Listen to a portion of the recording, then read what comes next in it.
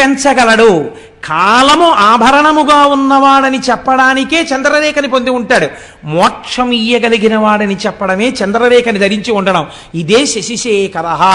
అసలు తాత్వికమైన రహస్యం అది, శశిశేఖర అన్న మాటకి.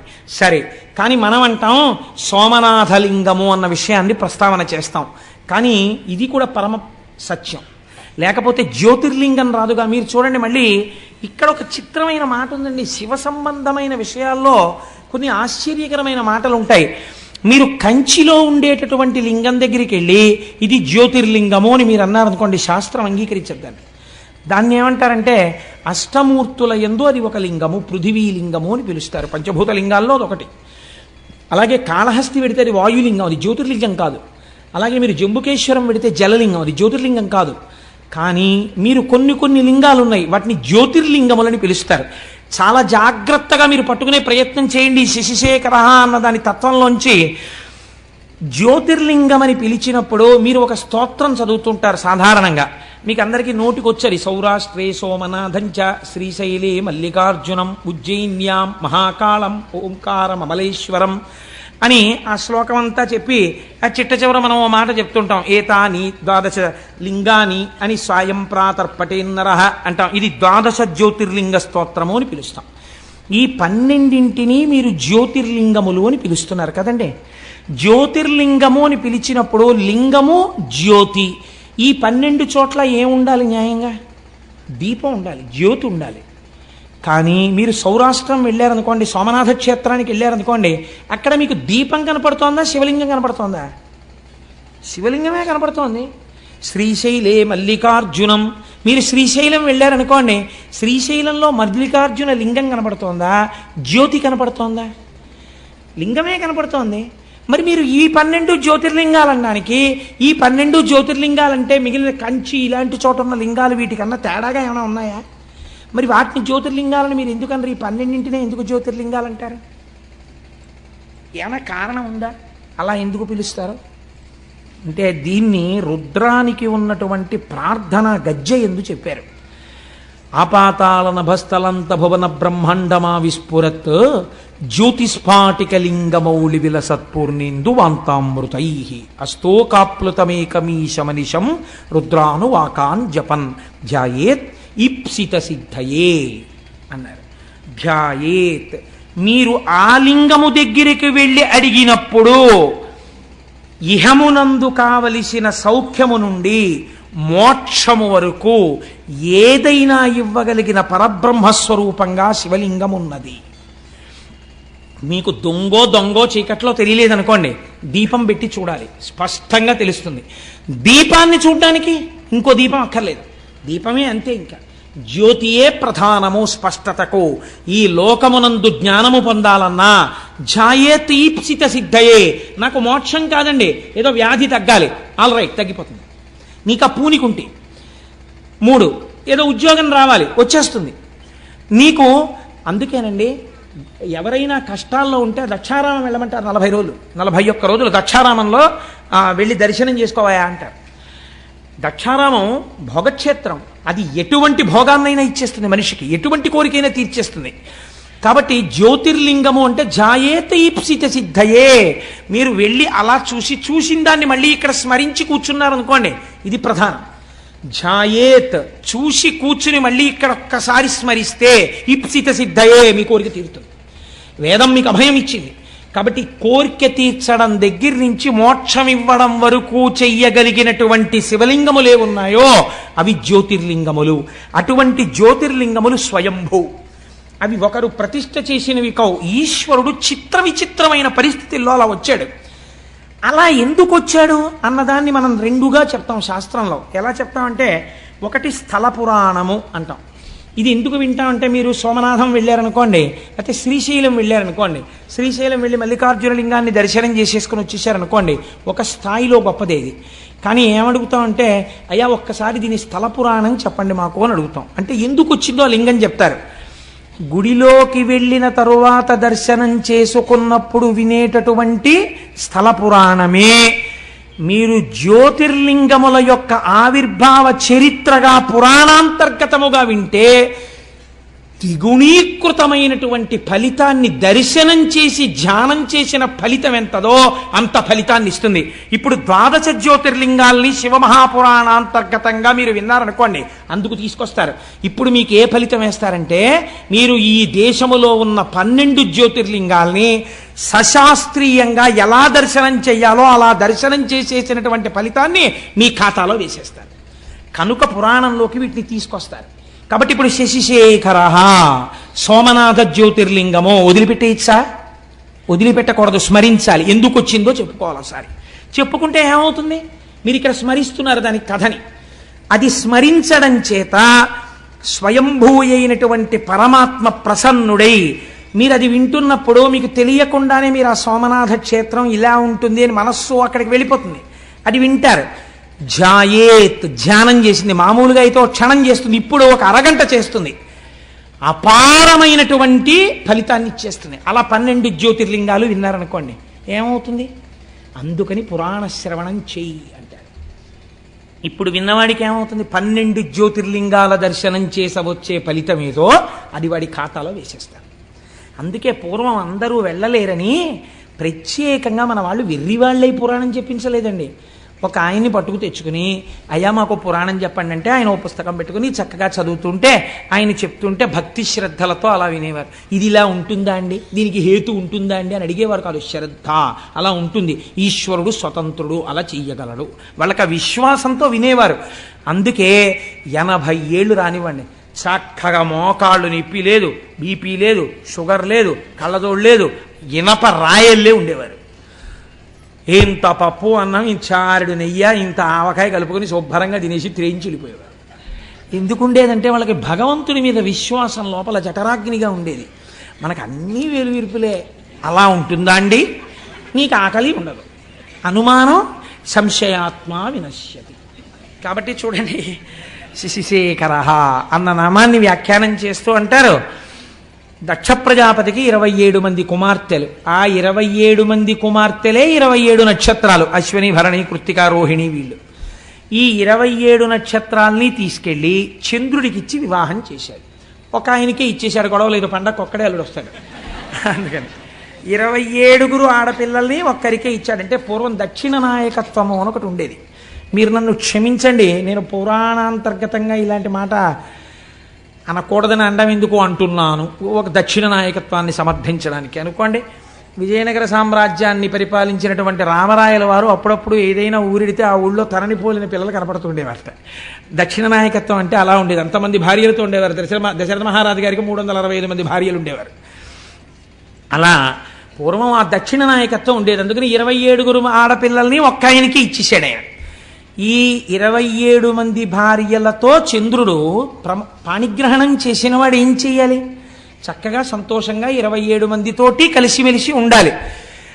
ఏదో ఒక ఆయన తాను రోజు పడక గదిలోకి వెళ్ళి చూసినట్టు, దానివల్ల గొడవలు వస్తున్నట్టు నువ్వు అలా ప్రవర్తించకని బుద్ధి చెప్పాడు వెంకటేశ్వర స్వామి వారికి. శ్రీదేవి వంకకు చిలిపిగా చూడకు, అలమేలు మంగకు అలకరానీయకు, ముద్దుసతులిద్దరిని ఇరువైపులా చేర్చి ఏ గొడవ లేకుండా హాయిగా నిదురపో శేషశైలావాస శ్రీ వెంకటేశ.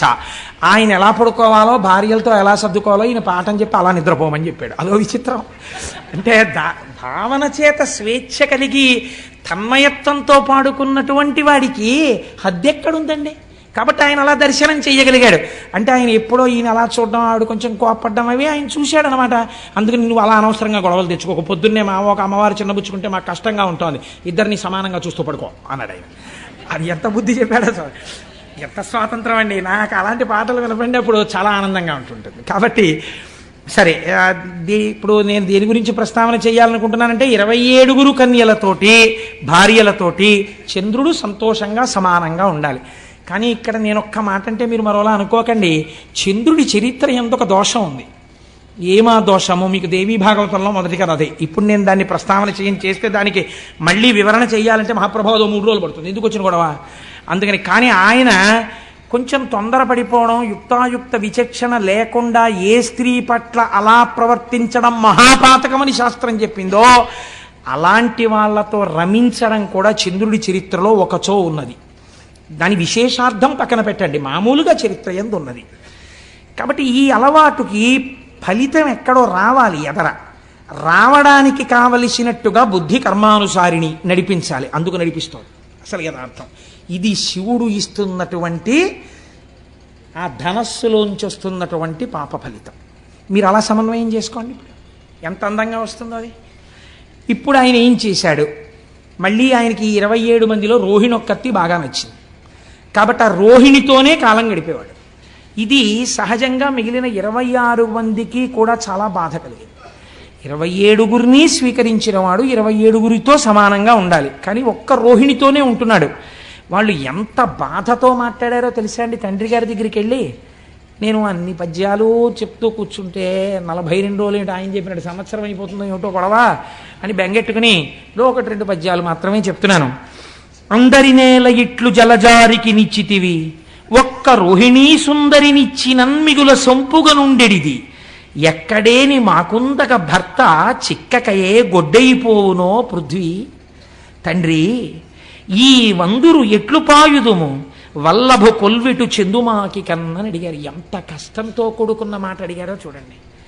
నాన్నగారండి మీరు ఎందుకు ఈ తప్పు చేశారండి, మా 27 మందిలో ఒకవేళ రోహిణియే అందగత్తేమో, రోహిణిని ఒక్కదాన్ని చంద్రుడికిచ్చి అంత చందమామ లాంటి మొగుడు రావాలంటారు కదా, చందమామ లాంటి మొగుడిని పొందడానికి మేము అర్హులం కావేమో, అంత అందగత్తెలం కాదేమో, అందుకేనేమో రోహిణి మీద ఉన్న ప్రీతి మా మీద లేదు. అంత అందమైన కూతురుతో పాటు అందం లేని మమ్మల్ని కూడా ఎందుకు ఇచ్చారు నాన్నగారు కన్యాదానంలో, మీ బాధ్యత అయిపోతుందని ఇచ్చారా? మాకు తగిన భర్తలు, మేము ఎంత పనికి మాలిన వాళ్ళమైనా మాకు తగిన భర్తలు పృథివీలో ఉండరా? గొడ్డుపోయిందా నాన్నగారు లోకం? ఎవరిని తెచ్చి మాకు పెళ్లి చేస్తే మేము సంతోషించకపోదు అండి.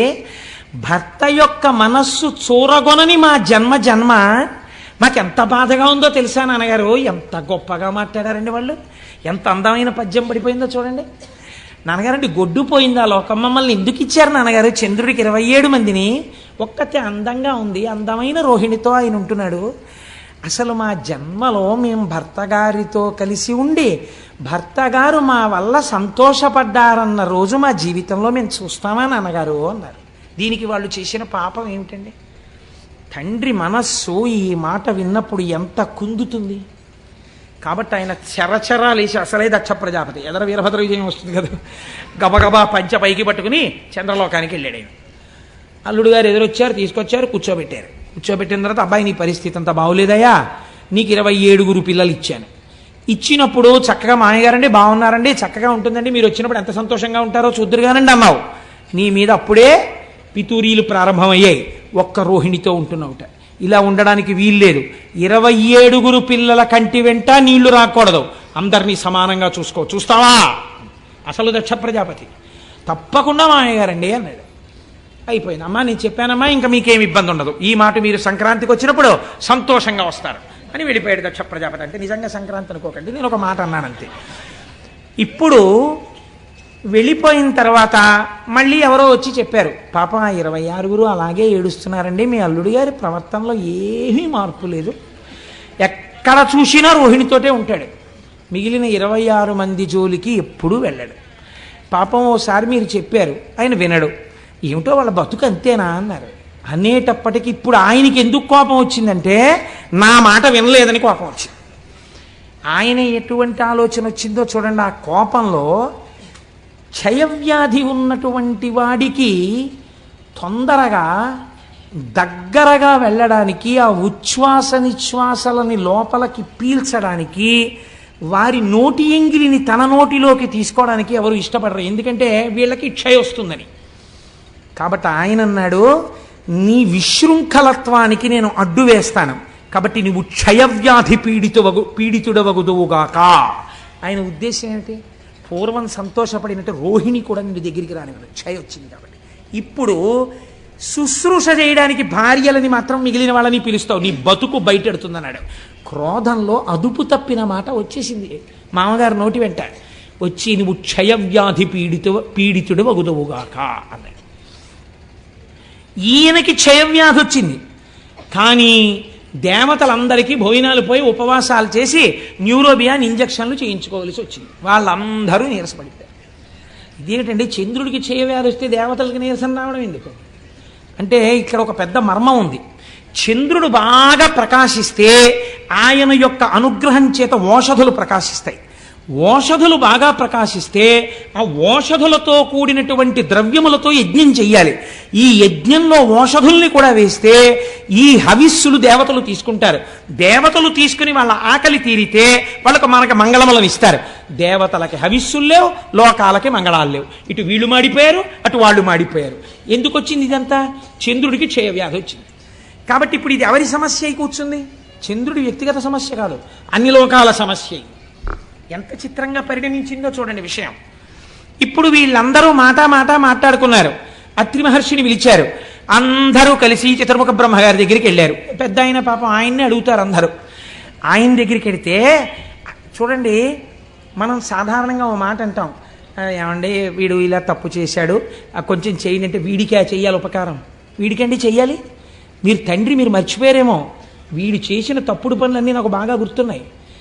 ఎంత ఏడిపించాడంటే బృహస్పతిని, నాకు తెలీదా? ఆ రోజు నేనే కదా చతుర్ముఖ బ్రహ్మని జోక్యం చేసుకున్నాను. వీడికి అసలు ఇటువంటి ఇది రావాలి. బాగా వచ్చింది నాళ్ళకి, మామగారు బలి చెప్పించాడు.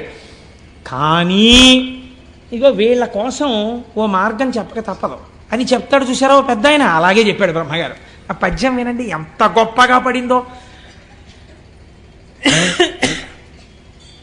పరకాయ ప్రవేశం చేసి అత్యంత సహజమైన రచన చెయ్యడం అంటే అది. అయినను లోక సౌఖ్యమును నారసి చెప్పెదా. వీడు తుంటరవాడు, వీడికి చెప్పకూడదు అసలు. వీడి క్షయవ్యాధితో బాధపడిన గొడవేం లేదు. అయినను లోక సంక్షేమం కోసం చెప్తున్నారు. ఇటు మీరు అటు వాళ్ళు బాధపడుతున్నారు కదా, అందుకు చెప్తానన్నాడు బ్రహ్మగారు.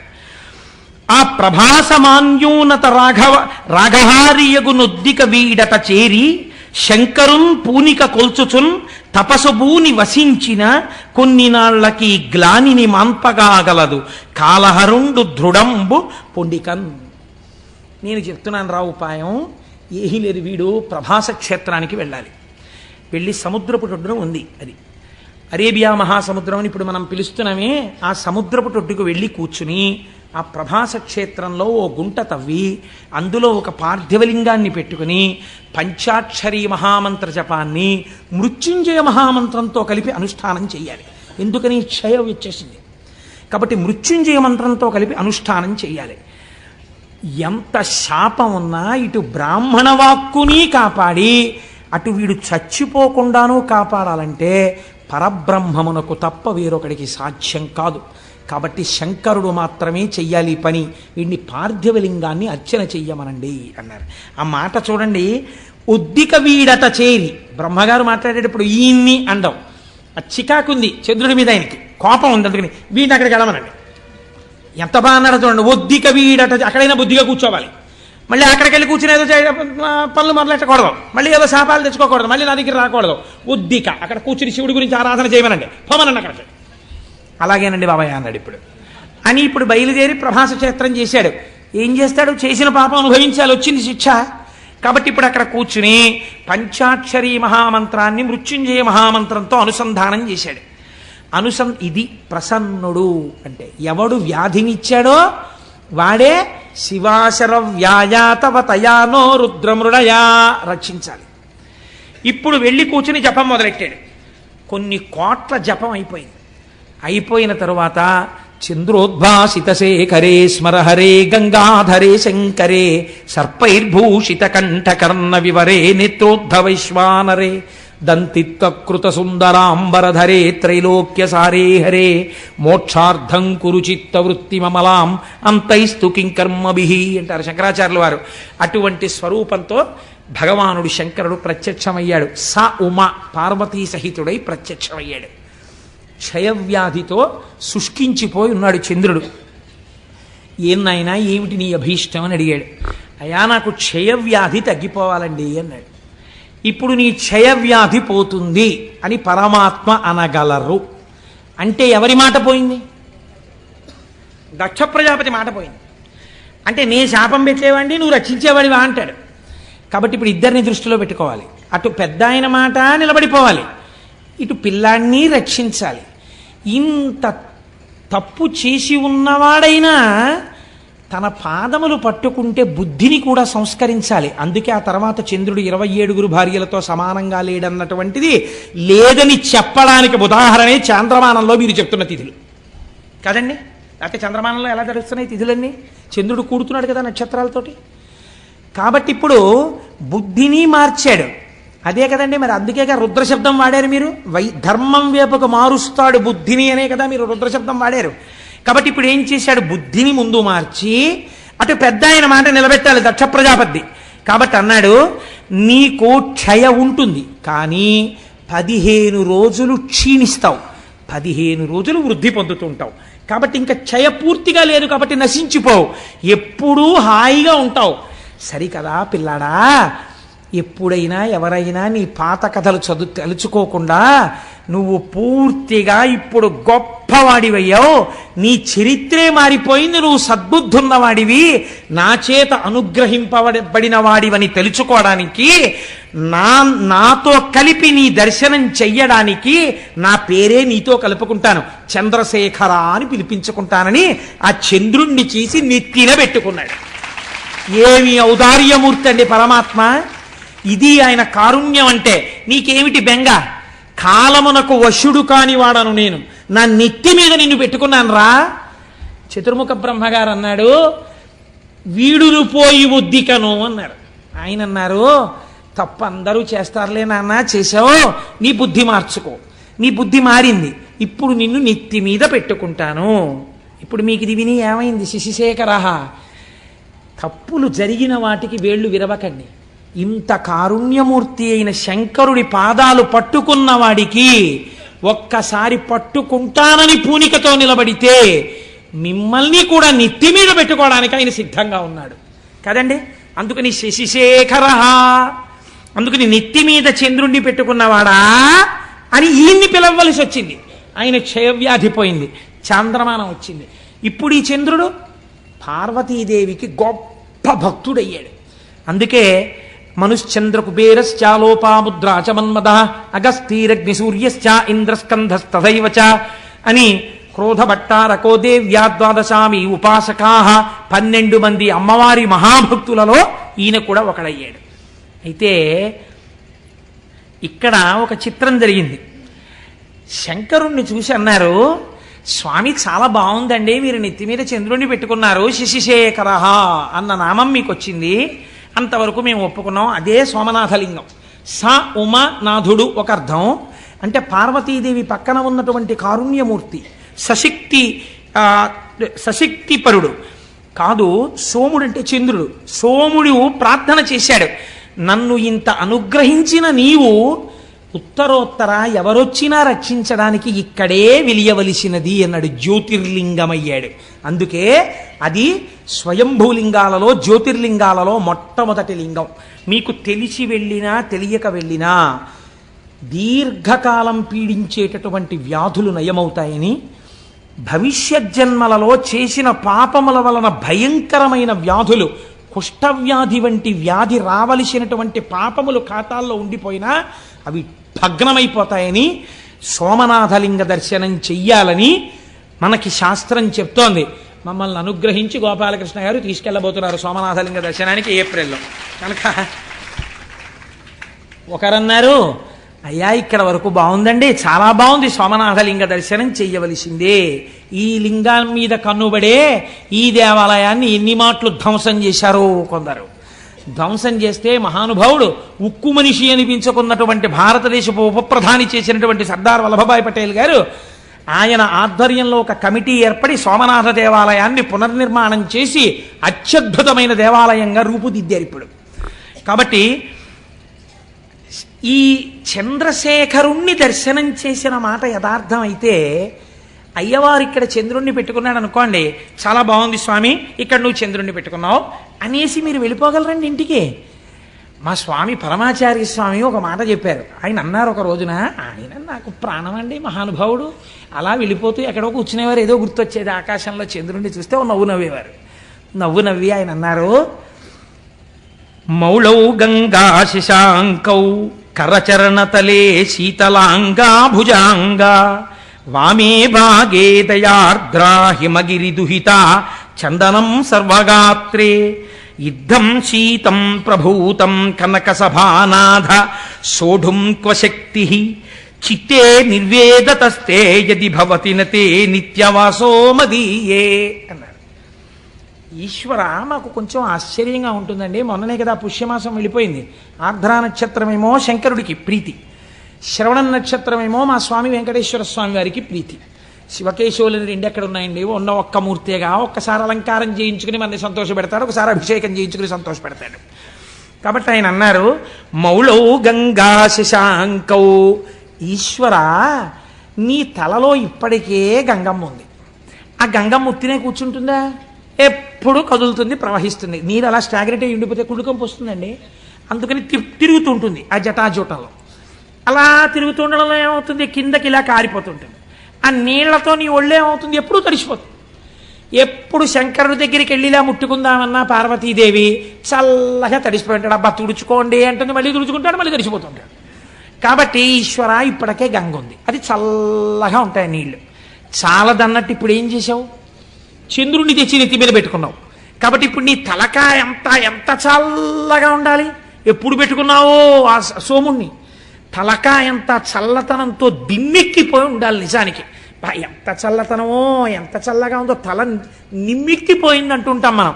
వానలో బాగా తడిసిపోయి ఇంటికి వచ్చారనుకోండి భర్త, భార్య గబగబా ఏం చేస్తుందంటే, ఇప్పుడు లేవనుకోండి కుంపట్లో బొగ్గులేసి గబగబా విసిరి ఒక్కసారి రండి మీకు పడిశం పట్టేస్తుంది, కాస్త సాంబ్రాణి వేస్తానని చక్కగా ఆయన నిప్పుల్లోకి పడకుండా ఇలా కొంచెం తల వంచుతుంటే, ఏదో పెద్ద బడాయికి పోయి ఇలా ఏదో తెలియక వంచేసినట్టు తల వంచి ఆవిడ పట్టుకుంటే ఇలా సాంబ్రాణి వేస్తుంటే ఆయనకు అదో సంతోషం. ఇంత వానలో తడిసిన శ్రమ పోయేది ఆయనకి. కాబట్టి అలా తండ్రి, నీకు జటాజూటం అంతా గంగతో తడిసిపోయింది, చాలదా? చంద్రబింబాన్ని పెట్టుకున్నావు, తల నిమ్మెక్కిపోయిందనాలి నువ్వు పార్వతీదేవి దగ్గరికి వెళ్ళి. పోనీ ఆవిడితో ఈ మాట చెప్దామంటే ఇవి చాలవన్నట్టు ఇంకోటి తగిలాయి.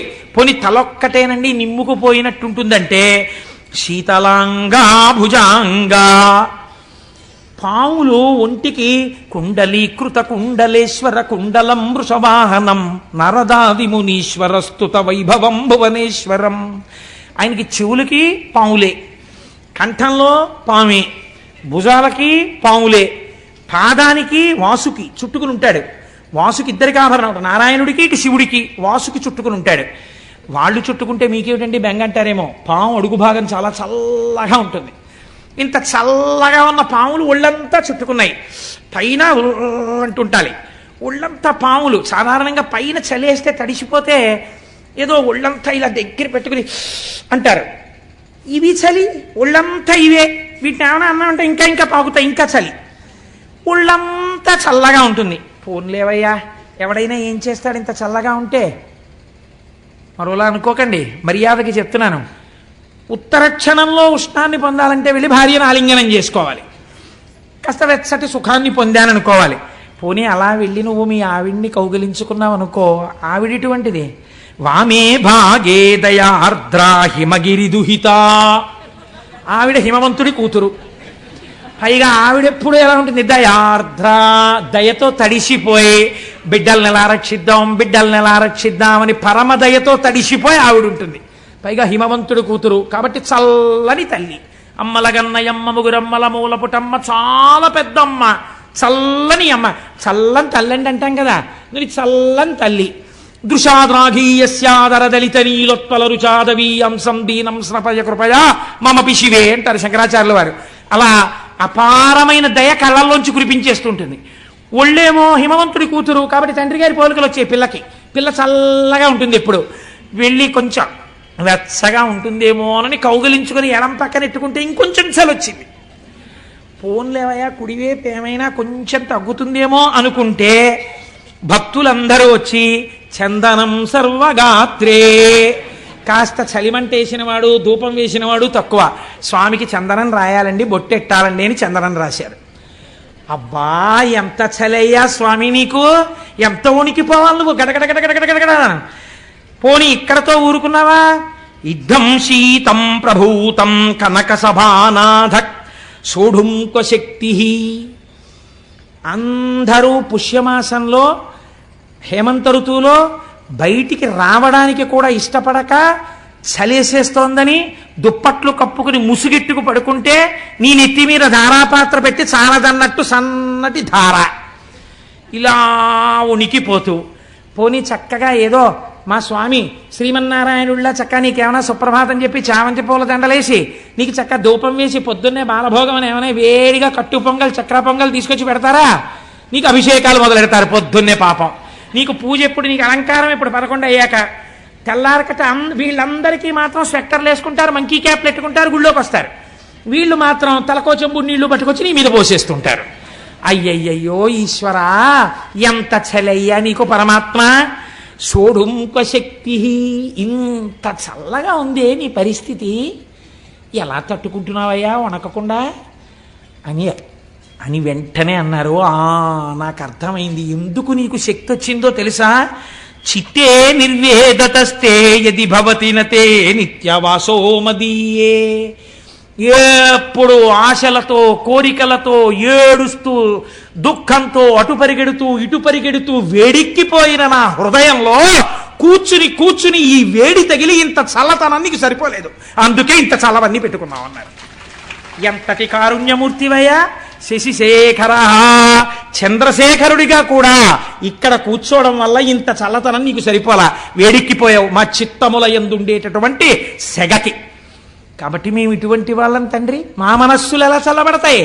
నువ్వు ఒక్కసారి కారుణ్యంతో ఇలా చూడు, శశిశేఖర అని చెప్పుకున్నాం కదా, మా మనస్సులు చల్లబడేటట్టుగా మమ్మల్ని అనుగ్రహించు అని అద్భుతమైనటువంటి శ్లోకాన్ని శశిశేఖర